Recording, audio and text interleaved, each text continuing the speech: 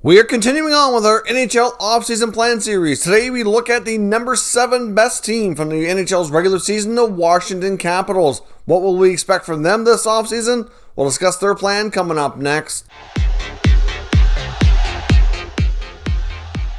So welcome back to another video here at Top Shelf Hockey. Now, as I mentioned, today we're continuing on our offseason plan series, and we're now at the Washington Capitals. Now, if you've been following along closely, you know that we started at team number 31 at the bottom of the standings, the Buffalo Sabres, and have worked our way all the way up here. Now, of course, we did have to skip over a couple of teams because, of course, they're still competing in the 2021 NHL Stanley Cup Playoffs. It's not right to do their video until their season is complete to really have a better clear picture of what their plan should be heading into the full swing of the offseason. So we're skipping over to the Tampa Bay Lightning, who actually would have been next, and now we're on to the Washington Capitals. So we're going to start by reviewing their regular season stats, look at how things went, take a look at their cap space, expiring contracts, and then analyze the 5 burning questions facing this team heading into the offseason. So let's dive in and take a look at how the regular season and playoffs went for the Washington Capitals. So, of course, we see the Washington Capitals finish with a record here of 36-15-5 for 77 points. Had a pretty solid season overall. Finished in second place in their division, just behind the Pittsburgh Penguins. They finished with a plus 28 goal differential, which is pretty solid overall. Their power play, as usual, was really, really good. When you have a guy like the great 8, Alex Ovechkin, setting up shop in his office on the face-off circle there is really tough to prevent a lot of goals going in. Even though you know what's coming, it's been impossible to stop his whole career. They had the third best power play at 24.8 success rate, which is really, really good. And 84% PK for 5th best. So special teams for this team, well coached by Peter Laviolette, had a really solid outcome overall. So you can't get a whole lot better than either of those results. From a salary cap perspective, heading into this offseason, they only have $9.4 million in salary cap space. And as you're going to see here in the next segment, when we look at their expired contracts for their restricted and unrestricted free agents, they have some important pieces that need to be signed. So that number is going to be very difficult to work with, which obviously leads us to think there's likely going to be cap casualties, which is another area this team has to explore and that we're going to discuss here as well. So let's jump into the next segment, looking at the expiring contracts for RFAs and UFAs for the 21 offseason for Washington. Now, the RFA list is pretty tiny here. We've only got goaltender Ilya Samsonov. That is it. That is all. Now, of course, he's a big piece of the future. He's definitely getting a contract. I'm not sure what kind of deal they do with Samsonov, to be completely honest. I mean, he's a good goaltender. Certainly had its ups and downs this year. Didn't play as much as we had thought. Had some issues dealing with COVID and COVID protocols as well. So I definitely think he gets signed. But as far as what kind of deal they do with him, I'm not sure if they do a bridge or they go longer term. We'll have to wait to be seen on that. Now, on the UFA side, they have some really big players here, including captain and the franchise's all-time greatest player, or the league's probably the best all-time greatest goal scorer, Alex Ovechkin. That long-term deal he signed way back when is finally coming to an end. It will be expired here when free agency kicks in. Now, I don't really have any concerns about Ovi leaving the Capitals at this point. We have no reason to think that's going to happen. It's just a matter of what gets worked out. There was word earlier, like way back before the season was even nearing an end here, probably around March, that there was word that Ovechkin was looking for, comparable to Connor McDavid money around $11 to $12 million range, which is going to be quite expensive. So that alone, they wouldn't have enough room to sign him for that here on their cap issue. So we'll see what happens. But Ovi definitely gets done. I'm thinking it's probably going to be a 3 or 4 year deal. That's what's very likely.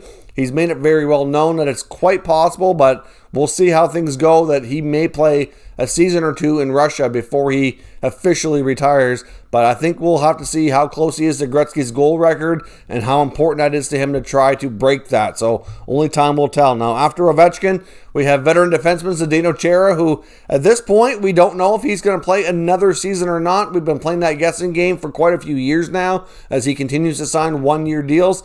Wouldn't be shocking if he plays another year. He played a lot of minutes for the Capitals this year. Played a bigger role than I think some people expected him to.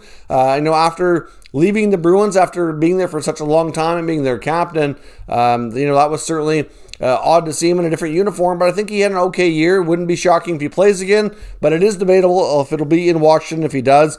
Goaltender Craig Anderson, who was mostly a taxi squad insurance policy, if you will, did get to play a little bit, including a brief action in the playoffs, but obviously Anderson likely doesn't head back to Washington, at least I wouldn't think. Of course, they had Henrik Lundqvist, who's technically a free agent again, who signed a one-year deal and was not able to play due to a heart condition that required surgery. And I know Hank has expressed interest that he, at least a few months ago, that he wanted to make a comeback and play. But again, debatable where that is. We can't say with any kind of certainty that he'll go to the Caps again and actually be able to play this time. Only time will tell. We don't know 100% if Lundqvist is going to be able to play, but I know he had said he wanted to if he could. And then lastly, Michael Raffle, who had actually spent some time buried in the minors as well, is also expired and likely doesn't return to the Caps organization. So as you can see, it's not a ton of contracts like we've had with other teams, but some pretty important ones, including Captain Ovechkin there. So we'll have to see how things go. But now let's dive into the 5 burning questions for the Washington Capitals. What are their biggest, most pressing issues they need to address, and the top questions they need to answer before the start of next season? Now, of course, burning question number 1, no doubt about this one. This is easy. Will Ovechkin get signed, and what kind of contract is it going to take to get it done? Here at this point, I have no reason to think Alex Ovechkin will not be signed by the Capitals. Like I said, it's reported that he's probably looking at a 3 or 4 year contract. Probably north of $10 million at least. I mean, there has been talk that it might take 11 or 12. I don't know, but I think the Capitals owner, Ted Leonsis, will certainly do his best to look after him. He's brought a Stanley Cup to the franchise. He's helped sell a ton of tickets, merchandise, and has been a huge part of that team ever since the day he arrived. So I don't have any concerns that they will find a way to look after him, and if they have to shed other contracts or have cap casualties because of it, then so be it. I know they extend up Backstrom. They'll extend Ovi as well and have them ride things out there. And I'm sure that the Capitals would love to have Ovechkin break Gretzky's record wearing their uniform and finish out his career. So we'll see, and see if they can continue to battle for a possible another championship, which will be something else we discuss here before the end of this video. Burning question number 2 is, will they pull the trigger and pull off a trade involving center iceman Evgeny Kuznetsov? Now, Kuznetsov still has 4 years left at $7.8 million, but his name has been brought up by NHL insiders, especially Elliot Friedman,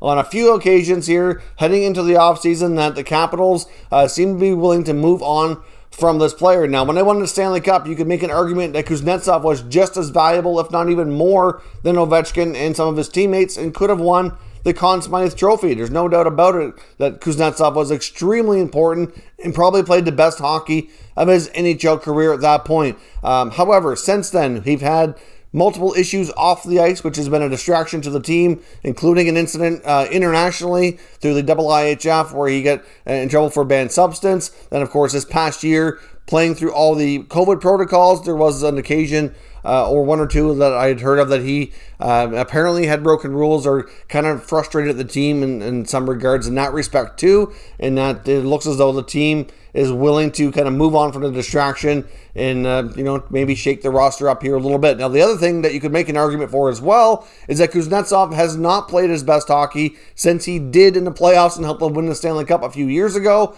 They haven't had any playoff success since then, and maybe a shakeup is in order to help this team have a shot at possibly trying to win another championship here with Ovechkin in the uniform. So we'll have to see. But Kuznetsov, at that price tag, is going to be tough to move. But there are teams out there looking for a top legit center iceman, top 6 especially. I mean, you have to think maybe a team like Minnesota, maybe a team like even Seattle would consider that. I don't know if Seattle would want like the dollar figure, though. Washington might have to retain some money, but which is something they may not want to do for 4 years either. It's going to be tricky. So I'm not sure exactly what happens, but it is quite likely that Kuznetsov starts next year in a different roster, but it's not 100% given either. There's a chance, I think, that he could end up staying after all. But given the cap issues, as I mentioned, they only have $9.5 million now. They got to sign Ovi. A big contract like that would be a major help to free up the space to get Ovechkin under contract and look after the other pieces they need to round out the roster,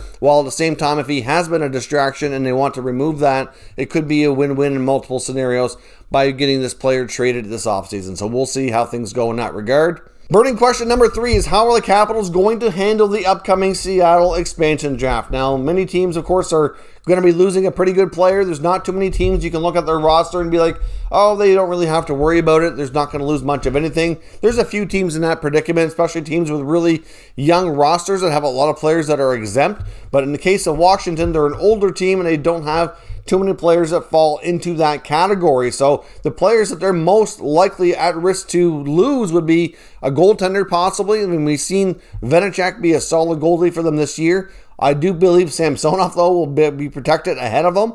So if they protect Samsonov, then Vanecek could be an attractive piece. That's not going to be like a massive contract. He's young enough and cheap enough contract-wise that he could be a very valuable piece for the Kraken. So I can see that being of interest. And if they don't go that route, depending on what other goalies they find around the NHL that are available, they could end up taking a defenseman from Washington. That also is quite possible as well. And I'm not sure exactly how the Capitals do their protecting. If they go 7-3-1, obviously a guy like John Carlson would definitely be protected. There's no doubt about that. I would think that Orlov would be this number 2 guy that's going to be protected. And then probably Brendan Dillon would be your number 3, which is going to expose Justin Schultz. I mean, if I'm the Caps, I'm going to probably protect Dillon over Schultz. I don't think that's really a long thought process either. So that could be somebody that interests Seattle. I do expect the Kraken to likely load up on a lot of defensemen and have the same sort of thing that we saw with Vegas, where Vegas traded 4 defensemen pretty much right after the draft and loaded up on a bunch of extra draft picks and other prospects. And I do think we could see a very similar thing. Ron Francis and the Kraken are known based on how he's built the Hurricanes when he was there and how we've seen a lot of other recipes for success, including Vegas, that really having a solid blue line is probably one of your more important pieces as you build up the other areas of your team.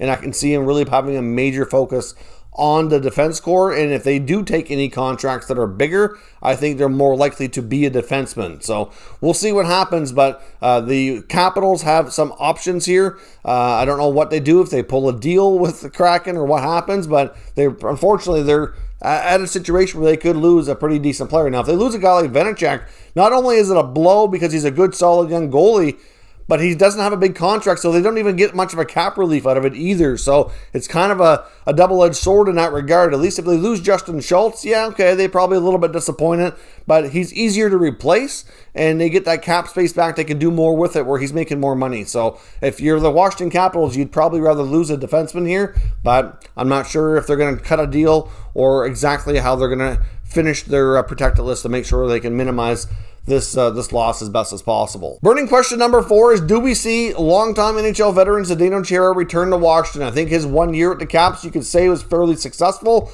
Didn't cost them a lot of money, but they got a veteran guy who could still play a decent amount of minutes. Obviously, the guy is huge, can still play a physical style. Is he the same guy he was even 5 years ago or 10? No. Chara has definitely, you could say he's lost a little bit of a step, and he's not as good as he was then, but he's still a serviceable, effective guy with a ton of experience, awesome leader, great guy around the room and around the guys. So there's a lot of intangibles that come with a guy like Chara as well. So obviously, I don't know. A lot of this is going to depend on, one, does he want to continue playing, which we don't know the answer to that. I think he's leaning towards yes, but we don't know that 100%. At least I haven't seen an announcement. Secondly, because of the cap issues, he's probably a player that would have to wait and see how things go. Like I said, they're going to have to figure out who they're losing in expansion. Will they move Kuznetsov? A deal like that could take time, and then they have to wait and open up the space here. And if that can happen before they hit free agency, they might be able to get something worked out with Ovechkin. And then Chara, I don't know. But obviously, there's a lot of dominoes that have to fall, I think, before Brian McClellan puts a serious effort into bringing Chara back. So, like I said, they get through expansion. They try to trade Kuznetsov, get the Ovechkin contract done, and then is there room and a willingness to do that? So I think we're going to be waiting a while to find out. And Chara might be a player that does not sign immediately into free agency. If he wants to go back to the Capitals, he may have to be patient with that. Or if another team comes calling and he gets an offer right away, then we'll see, I guess. But a big question mark for Chara that we can't answer today. Obviously, this is a fairly important question for a guy like Chara, whether or not he comes back, like I said, because of the intangibles. but at the same time, it wouldn't be the most terrible thing either if they go in a different direction and try to get a little bit younger and faster on that back end as well. And the last burning question here, which kind of coincides with how we finished off the last question, is this team too old? And have they lost too much of a step to really seriously contend for another Stanley Cup? Can this group get it done? Because we haven't seen any playoff success since they did get it done and won the Stanley Cup, which is, not completely unusual. We've seen other teams like the Penguins as well have the same thing. They've had 3 straight years after winning a cup of no success. So it does happen, and players start to get a little bit older. They do obviously regress a little bit in their abilities, slow down a little bit. And this team is an older team. They do have a little bit of youth, but they may have no choice but to inject some more youth into this roster on a more regular basis because of their cap issues. Obviously, a guy like Connor McMichael, Alexei Alexeyev, or other guys that they have in their roster here that are prospects might not have a choice. They may be able to get more of an opportunity here and to be able to get a chance to play because of the cap issues. We'll see. But this team could use some injection of youth and speed. That is for certain. I mean, looking around, all their top elite players are all like 33 plus, with the exception of Carlson, who's 31. Everybody else is like already to the point where you can call them mid-30s. So, I'm not entirely convinced that this group can get it done again as is. I think they're still playing at a good level that they can compete for the playoffs. They can probably compete for a division title.